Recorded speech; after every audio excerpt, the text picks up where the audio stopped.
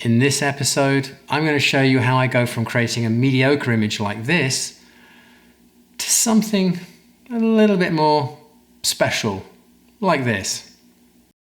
Something that's had a little bit more thought put into it, with the aim of communicating a story or evoking a mood. The best way we can improve our photography is to understand why we're taking the photographs that we compose. There's got to be a purpose to it, a point. And as soon as we understand our why, then things start to improve. A lot of this comes down to just stopping when we find something that looks interesting to compose, just stopping and spending some time to really think about it. I think the easiest way to communicate some of these things is to actually show you with some real case studies. So I've pulled out some images that I particularly like, that I've taken over recent years. And each episode I'm going to look at one, reverse engineer it, and talk about why I think it's a half decent image.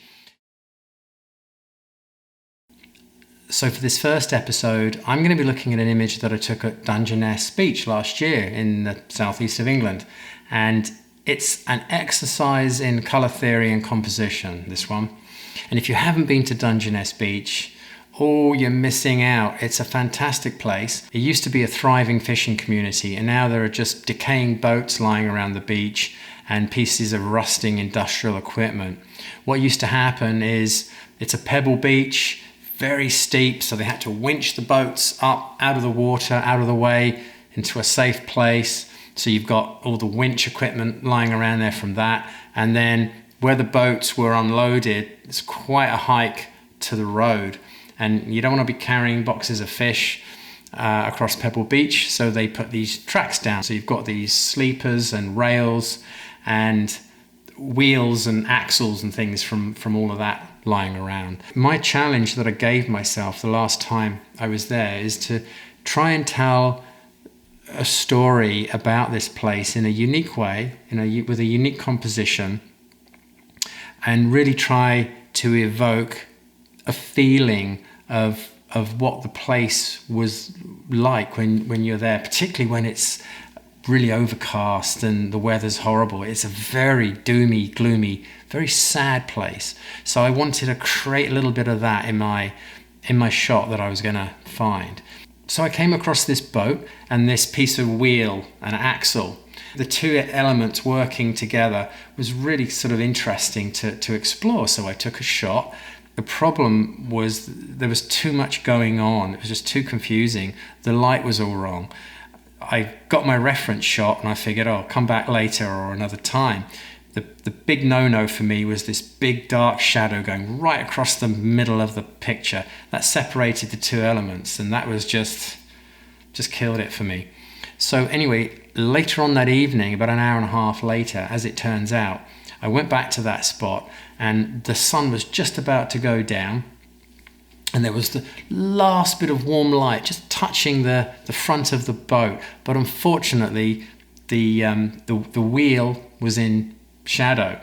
The sun had gone down too far. So I had a little LED light, and I did cheat it. I put a little bit of LED light on that wheel just to give it a little bit of punch. And everything suddenly worked because all of those busy shadows and everything, they weren't there. It was just a fairly evenly lit cool shadow area with these warm patches. As much as those two elements work together as part of the story, the fact that the boat was in focus as well, when I was looking at it, I was seeing these two elements competing for my attention. My eye didn't know where to look at first. And one of my golden rules of composition is to create a visual hierarchy in your image and don't have different elements all competing for attention. There needs to be a visual hierarchy.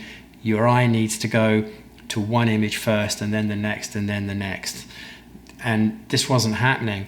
But then I figured, if I shoot with a shallow depth of field and put the focus on the wheel, that's going to knock the boat back. And then suddenly I look at the image and my eye is going to go immediately to the wheel and then to the boat, and you figure out the relationship from there. And that actually worked. And the bonus with this is I realized that with the boat being out of focus, it added to the mystery, which was part of the story that I was trying, or the emotional response that I was trying to get, this sort of eerie mysteriousness. And you couldn't quite see it, but you could see it enough that by looking at the wheel and the decay on the wheel, that the boat was probably going to be, in the same state. Everything just sort of fell into place the minute I did that. In terms of composition, it's sort of roughly using the rule of thirds, and the wheel is acting as a sort of a lead-in line that takes you to the boat. So I mentioned color theory. That plays a really big role in this image, and it's the icing on the cake that makes it work.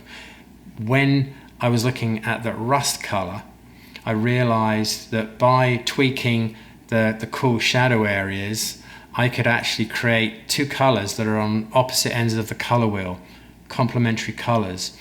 And complementary color, contrast of color like that, is a very powerful tool, visually very impactful, particularly when you've got one of those colors as the predominant color and the second color as a very much playing a minor role. They just really kick off each other, and just love that.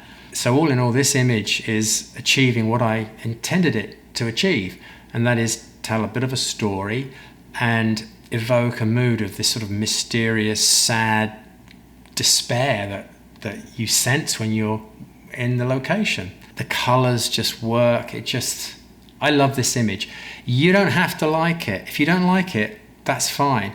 But I think understanding how I came to arrive at it and my thought process behind that, I think there's some value in that you can take away and apply. Now, if you want to see me shoot this image and take a look around Dungeness and see what a cool place it is, click on that video there. That reveals all. And before you do, I do hope you're subscribed, because there's going to be more of this content coming real soon. Cheers.